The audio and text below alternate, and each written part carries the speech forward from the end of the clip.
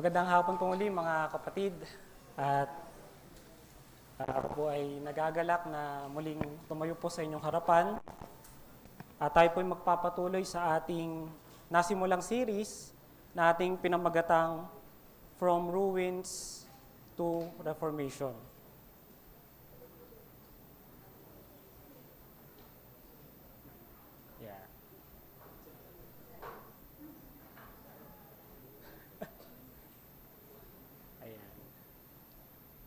Yan. Tayo po ay nasa chapter 2 pa din at ating babasahin ang mga talatang 10 hanggang 20. Kaya samahan niyo po ako na buksan po ang inyong mga Biblia. Nehemiah chapter 2. Babasahin po natin ang mga talata 10 hanggang 20. Nehemiah chapter 2 verses 10 to 20. Kung nariyan na po kayo ay sundan niyo po ako sa inyong mga Biblia. Sa verse 10, subalit nang mabalitaan ito ni Sanballat na Horonita at ni Tobias na lingkod na Amonita, ikinayamot nila ng husto na may isang dumating para sa kapakanan ng mga anak ni Israel. Kaya't dumating ako sa Jerusalem at tumigil doon sa loob ng 3 araw. Kinagabihan, bumangon ako at ang ilang kalalaking kasama ko. Wala akong pinagsabihan kung ano ang inilagay ng aking Diyos sa aking puso upang gawin para sa Jerusalem. Wala akong kasamang hayop, maliban sa hayop na aking sinakyan. Kinagabihan, ako'y lumabas sa pintuan ng libis, tungo sa balon ng dragon at sa pintuan ng dumi at aking siniyasat ang mga pader ng Jerusalem na winasak at ang mga pintuan ito na tinupok ng apoy. Pagkatapos ay nagtungo ako sa pintuan ng bukal at sa tipunan ng tubig ng hari. Ngunit walang madaanan ng hayop na sinasakyan ko. Kinagabihan ako'y umahon sa libis at siniyasat ang pader. Pagkatapos ako'y bumalik at pumasok sa pintuan ng libis, gayon ako bumalik. Hindi nalaman ng mga pinuno kung saan ako nagpunta o kung ano ang ginagawa ko. Hindi ko pa sinasabi sa mga Hudyo, sa mga pari, sa mga maharlika, sa mga pinuno, at sa iba pang gagawa ng gawain. Pagkatapos ay sinabi ko sa kanila, nakikita ninyo ang magulong kalagayan natin, kung paanong ang Jerusalem ay guho at ang mga pintuan nito ay nasunog. Hali kayo, itayo natin ang pader ng Jerusalem upang hindi na tayo magdanas ng kahihiyan. Sinabi ko sa kanila ang tungkol sa kamay ng aking Diyos na naging mabuti sa akin, at gayon din ang mga salitang sinabi sa akin ng hari. At kanilang sinabi, magsimula na tayong magtayo. Kaya't itinalaga nila ang kanilang mga sarili para sa ikabubuti ng lahat.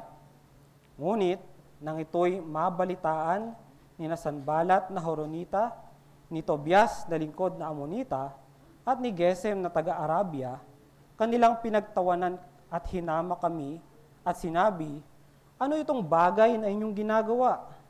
Naghihimagsik ba kayo laban sa hari?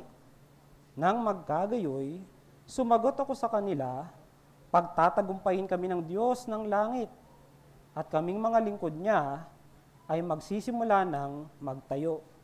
Ngunit kayo'y walang bahagi, o karapatan, o alaalaman sa Jerusalem.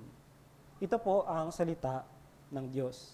At panandalian po tayong lumapit sa Diyos bago po tayo magsimula. O aming Ama, aming dakilang Diyos na makapangyarihan at banal, kami po ay lumalapit muli sa inyong luklukan ng biyaya at ng habag. Nawa, Panginoon, ang pagkakataong ito na kami ay makapakinig muli ng inyong salita ay hindi mawalan ng kabuluhan. Nawa, Panginoon, ang iyong mga salita ay gamitin mo ng makapangyarihan na mangusap sa puso ng bawat isa sa amin na narito ngayon. Tulungan niyo nawa ako, Panginoon, sa aking pagpapahayag ng inyong salita at tanging inyong salita lamang ang maipahayag sa pulpitong ito. Ito po ang aking samot dalangin sa inyo sa tanging pangalan ng aming Panginoong Hesus. Amen. Natatandaan mo ba ang isang mahalagang gawain o malaking proyekto na pinasok mo? Kamusta? Lahat ba ng ginawa mo ay naging madali at walang naging problema? Ngayon po, ang church natin ay humaharap sa isang malaking proyekto o malaking gawain. At ito po ang pag-host natin ng isang Revamp Family Camp sa darating na 2026. Kung ikaw ay isang kabilang sa mga committee, nakikita natin na hindi ito isang madaling tungkulin. Maraming mga challenges na kinakaharap sa bawat bahagi. Pinapakita lang nito na ang lahat ng mahalagang gawain o gampanin ay hindi madaling gawin. Kahit na nananalangin na tayo, hindi laging umaayon ang lahat sa gusto natin. Hindi nangako ang Diyos ng isang madaling buhay kapag sinunod natin siya. Sa katunayan, ang pagsunod sa Kanya ay madalas magdadala sa atin sa mga sitwasyon mahirap at hindi komportable. Dahil dito, marami ang nadidismaya at sumusuko dahil hindi nila inaasahan ang mga bagay na ito. Nakita po natin sa nakaraang buwan kung paanong si Nehemiah ay may kumilos ng may pananampalataya sa pagtugon ng Diyos sa kanyang mga panalangin. At ngayon, nabasa natin, papunta na siya sa Jerusalem para simulan ang pagtatayo ng pader. Ano kaya ang inaasahan niya sa kanyang pagdating? Paano niya ito haharapin? Ito po ang pagpapatuloy ng ating sermon sa chapter 2 na pinamagatan ko pong Through Faith, God Stirs Up Action. At ang nais ko pong makuha natin mula dito ay ang bottom line na in the face of discouragement and opposition, will I stand firm in faith? In the face of discouragement and opposition, will I stand firm in faith? Pagkatapos ng isang mahabang paglalakbay, may nagsasabi 2 months ang paglalakbay ni Nehemiah. Meron namang ibang komentaryo, ang sabi nila 4 months. Ngunit anuman ang totoo, alam natin ay itong mahabang paglalakbay. Dumating si Nehemiah sa Jerusalem at nanatili siya roon ng 3 araw. Pagkatapos, bumangon siya sa gabi at nagsimulang magsiyasat sa mga pader nang walang ibang nakakaalam. Sabi sa verse 11 to 16, "Kaya't dumating ako sa Jerusalem at tumigil doon sa loob ng 3 araw. Kinagabihan, bumangon ako at ang ilang lalaking kasama ko. Wala akong pinagsabihan kung ano ang inilagay ng aking Diyos sa aking puso upang gawin para sa Jerusalem. Wala akong kasamang hayop maliban sa hayop na aking sinakyan. Kinagabihan ako'y lumabas sa pintuan ng libis, tungo sa balon ng dragon at sa pintuan ng dumi. At aking siniyasat ang mga pader sa Jerusalem na winasak at ang mga pintuan nito na tinupok ng apoy. Pagkatapos ay nagtungo ako sa pintuan ng bukal at sa tipunan ng tubig ng hari. Ngunit walang madaanan ang hayop na sinasakyan ko. Kinagabihan ako'y umahon sa libis at siniyasat ang pader. Pagkatapos ako'y bumalik at pumasok sa pintuan ng libis. Gayon ako bumalik. Hindi nalaman ng mga pinuno kung saan ako nagpunta o kung ano ang ginagawa ko. Hindi ko pa sinasabi sa mga Hudyo, sa mga pari, sa mga maharlika, sa mga pinuno, at sa iba pang gagawa ng gawain." Makikita natin dito na pagdating ni Nehemiah sa Jerusalem, ay hindi muna niya agad pinatawag ang mga tao at sinabi sa kanila na, "Naparito ako para ipatayo ang pader ng Jerusalem. Tara, magsimula na tayo. Siyempre, bukod sa kailangan niya ng pahinga, tulad ng nalaman natin sa kanyang character kung sino siya, malamang ay ginamit niya ang pagkakataong ito sa pananalangin at paghahanda ng kanyang mga susunod na hakbang. Siguro, habang nagpapahinga siya, ay nagmamasid na siya at tumitingin sa paligid.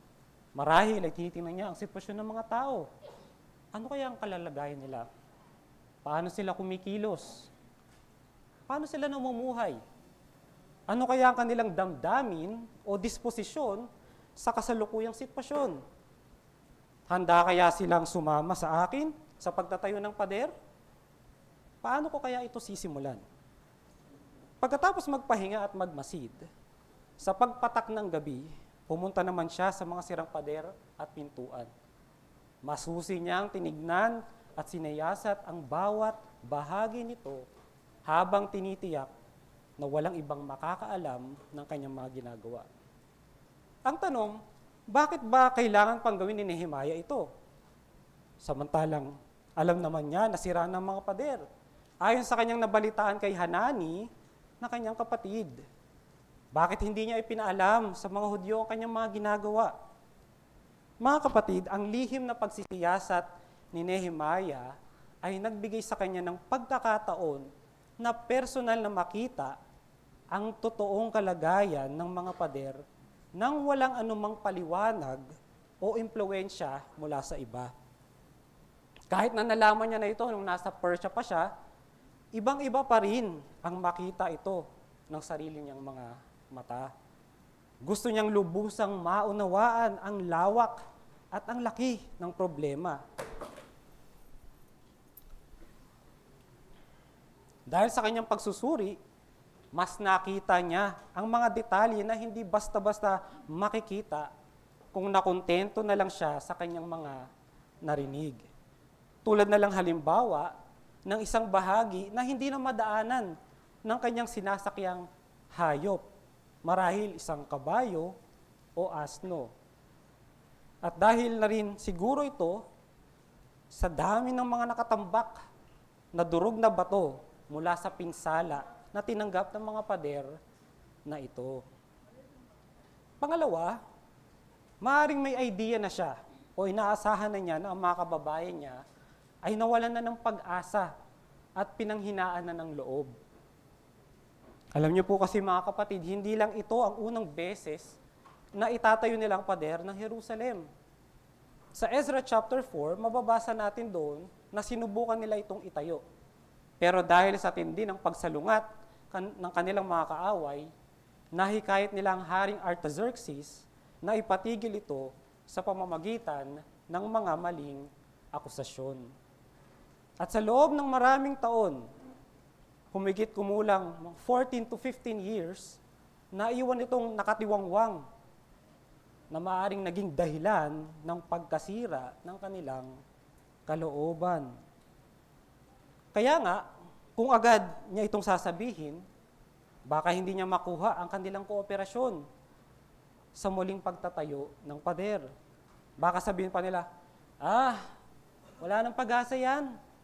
Sinubukan naman namin itayo yan dati pero pinatigil ng hari. Bakit ba kailangan pang itayo yan? Sanay na kami sa ganitong buhay. Okay na to. Nako, pagka sinimulan mo yan, naghahanap ka lang ng gulo at sakit ng ulo sa mga kaaway natin. Ang ganito pong strategy ni Nehemiah ay nakatulong sa kanya na makagawa ng isang mahusay at wastong desisyon kung paano haharapin ang proyektong ito.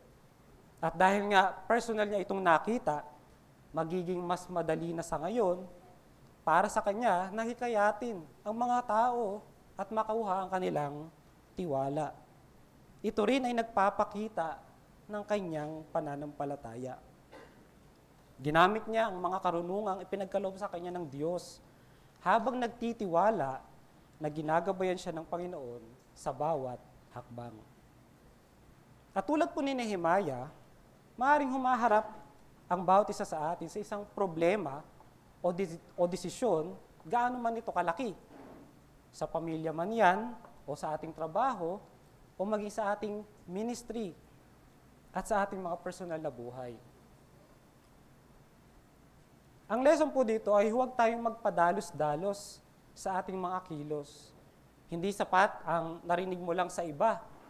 Gamitin din natin ang mga kasangkapan na ibinibigay ng Diyos para harapin ng may paninindigan ang mga hamon sa ating buhay, pananampalataya. Sabi nga po sa ating Confessions of Faith, sa chapter 5, paragraph 3, karaniwan sa kanyang probidensya, ang Diyos ay gumagamit ng mga kasangkapan. Ibig sabihin po, dapat magbigay din tayo ng panahon na magsiyasat, magmasid, maghanda, humingi ng payo, at marami pang ibang paraan para malaman ang buong sitwasyon. Na nagtitiwala tayo hindi sa galing natin magplano, kundi dahil alam natin na ang Diyos ang nag-ordain ng lahat ng mga ito ayon sa kanyang matalinong kalooban. Pagkatapos po ng masusing pagsusuri at pagpaplano, tinawag na at tinipon ni Nehemiah ang mga tao para sabihin ang kanyang layunin at ang kanyang mga plano. Paano kaya niya mapapakilos sa mga taong tila nawalan na ng pag-asa?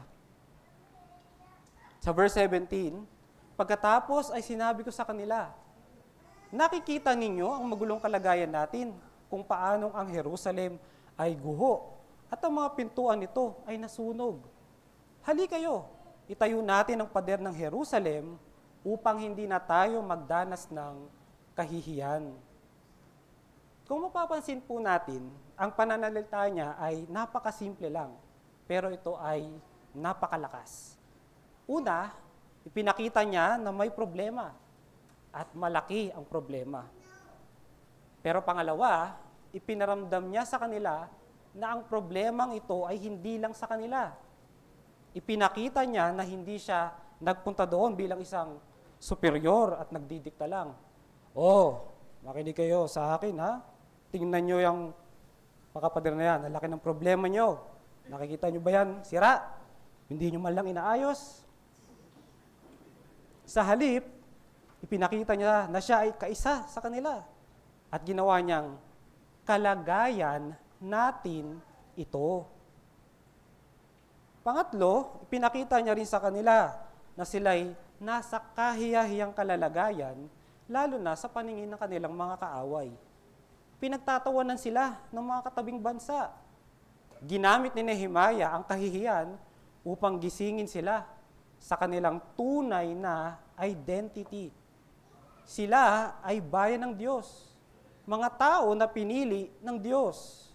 Dapat silang kumilos hindi dahil sa takot, kundi dahil sa pagmamahal sa Diyos at sa pagnanais na ibalik ang kanyang karangalan at kaluwalhatian. Bukod dito, binahagi din ni Nehemiah kung paano naging mabuti sa kanya ang Diyos.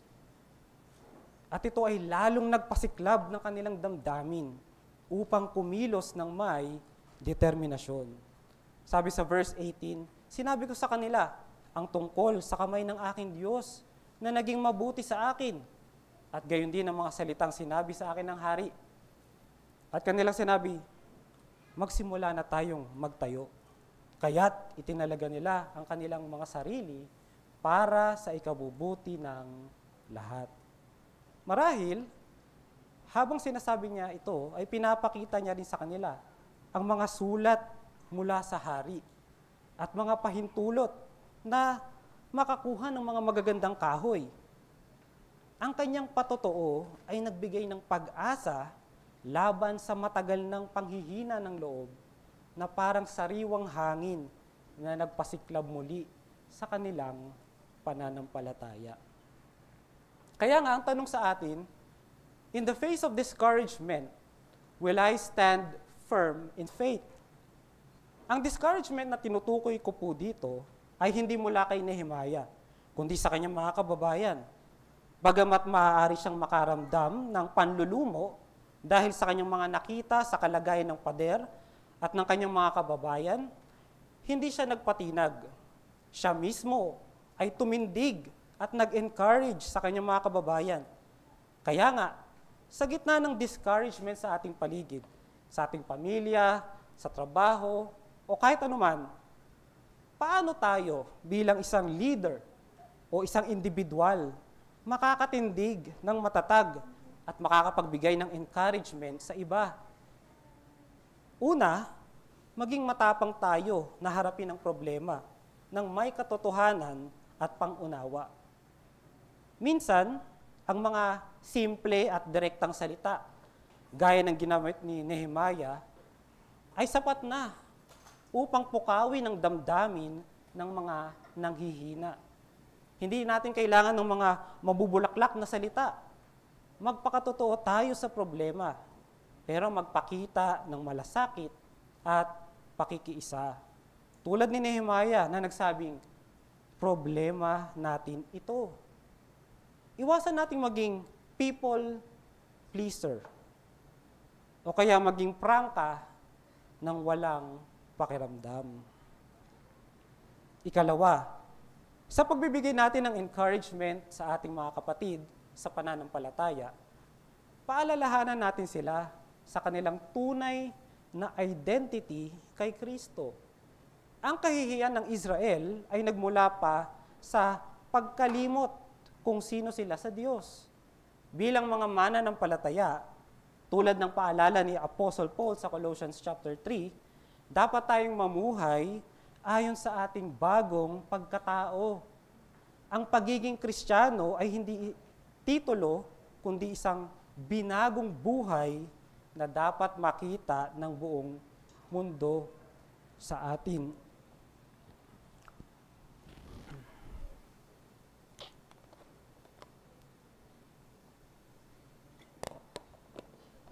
Kaya, kapatid, kung nakikita mo ang isang kapatiran na pinanghihinaan ng loob o tila kahiya-hiya ang kalagayan, maging instrumento nawa tayo ng Diyos upang magpalakasan at magpaalalahanan sa isa't isa.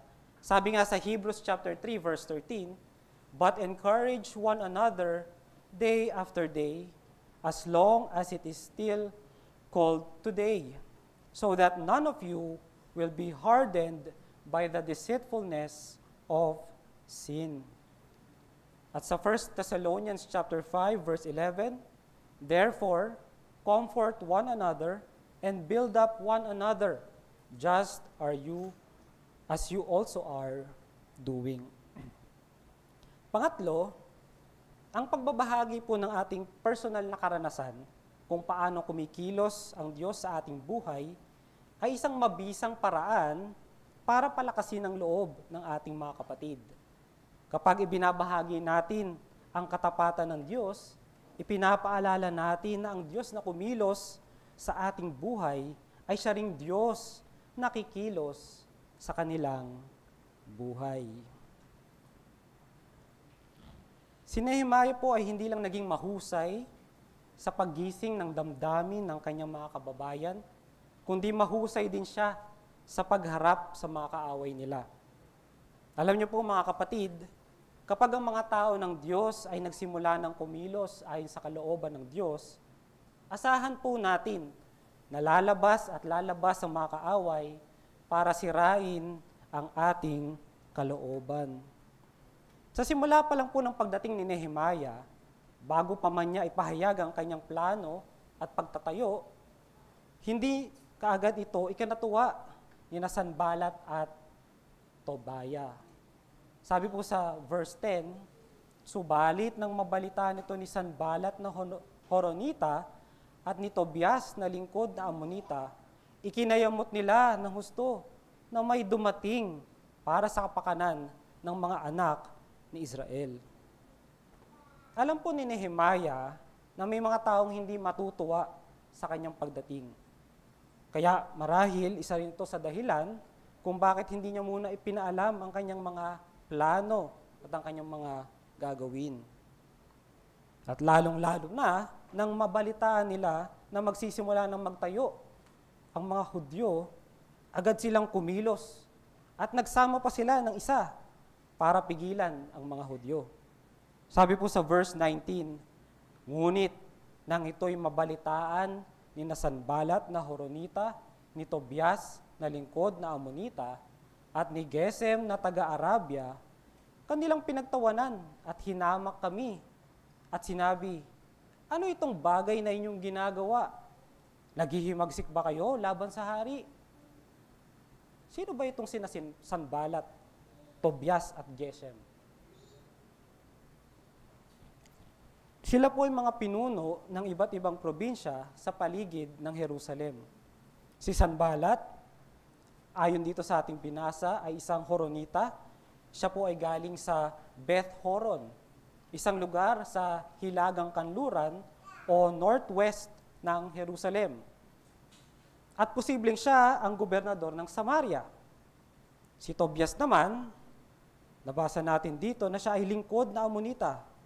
Maaring siya ay isang gobernador ng Amon sa hilagang silangan o northeast ng Jerusalem. Si Geshem naman ay isang makapangyarihang pinuno sa Arabia. Siya po ay taga Timog Silangan o southeast ng Jerusalem. Kung mapapansin po natin, sila ay nakapaligid sa bayan ng Jerusalem. Mapapansin din natin dito na bagamat wala silang iisang pinagmulan, nagkakaisa naman sila laban sa isang kaaway at layunin, ang muling pagtatayo ng Jerusalem. Marahil, dahil sa takot, nabantaan nito ang kanilang politikal na kapangyarihan at impluensya sa ilalim ng Persia. Bukod po sa politikal at teritorial na dahilan, maaaring meron ding personal na galit at selos na nag-udyok sa kanila. Alam po natin sa kasaysayan na matagal ng kaaway ng mga Israelita ang mga bansang ito. Pero anuman po ang dahilan ng kanilang pagtutol, higit sa lahat, alam natin na si Satan ang nasa likod ng lahat ng mga ito. Siya ang gumagawa ng paraan para labanan ang mabuting layunin ng Diyos. Ang kanyang madalas na taktika ay panunuya, paninira, at kasinungalingan. At yan ang ginawa nila Sanballat, Tobias, at Geshem kay Nehemiah at sa mga Hudyo. Ang tanong, anong gagawin ni Nehemiah ngayon? Paano niya haharapin ang mga kaaway na ito?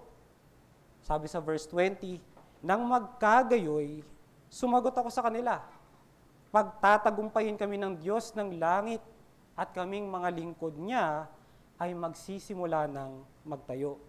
Ngunit kayo'y walang bahagi o karapatan o alaala man sa Jerusalem.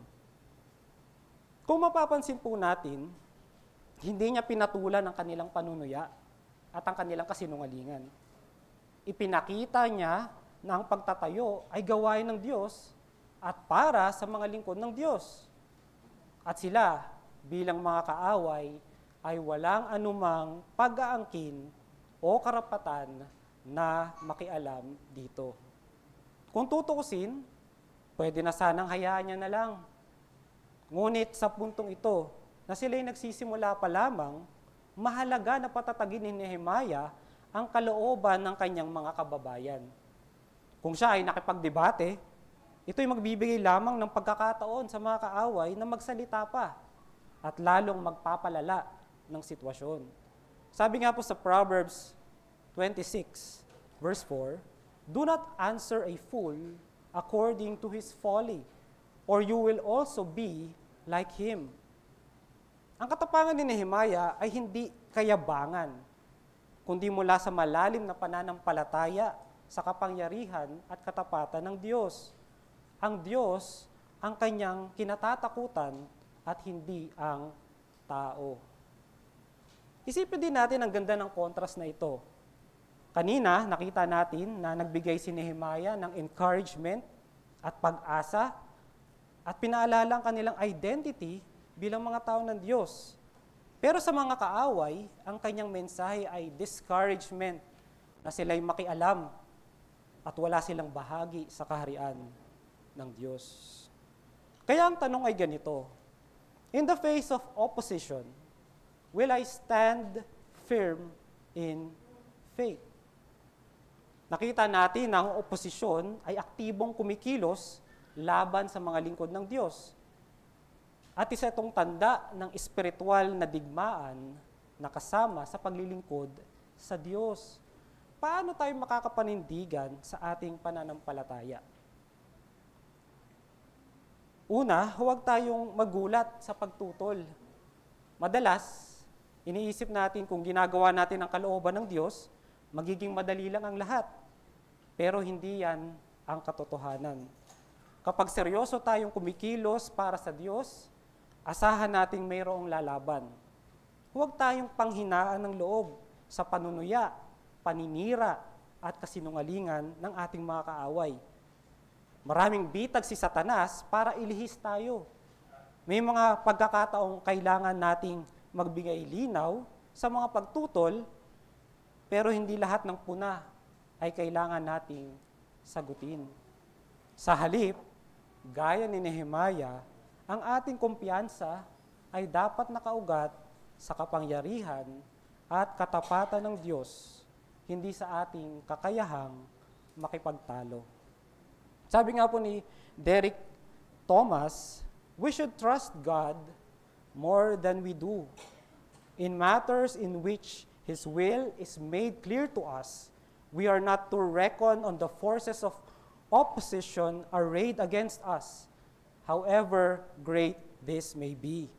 Rather, we are to put our confidence resolutely in the Lord. If we trust God, we have nothing to fear.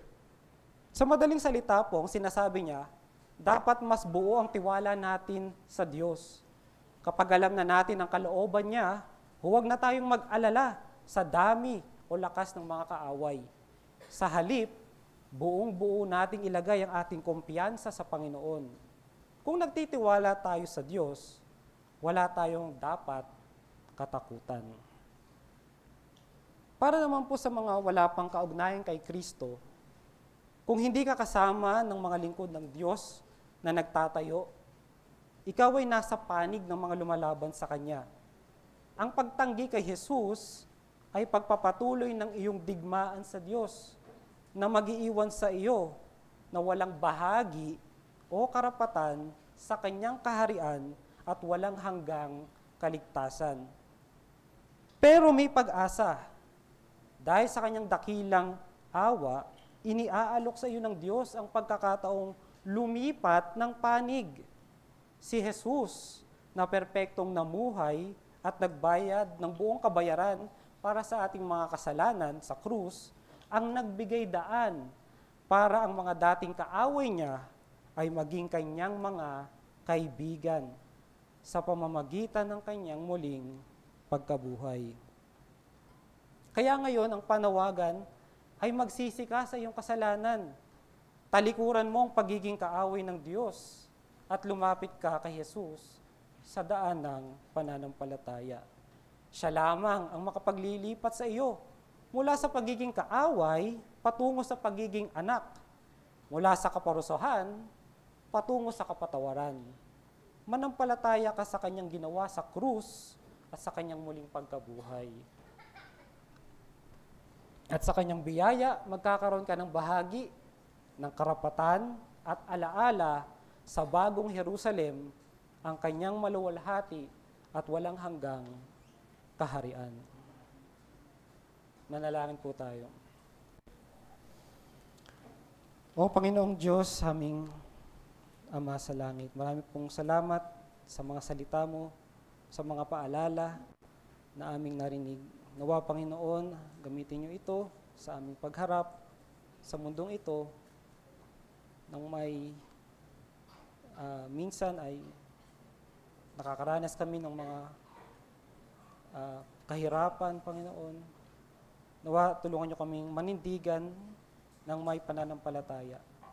Ito po ang aming samot dalangin sa inyo sa tayong paalala lamang po ng aming Panginoong Hesus. Amen.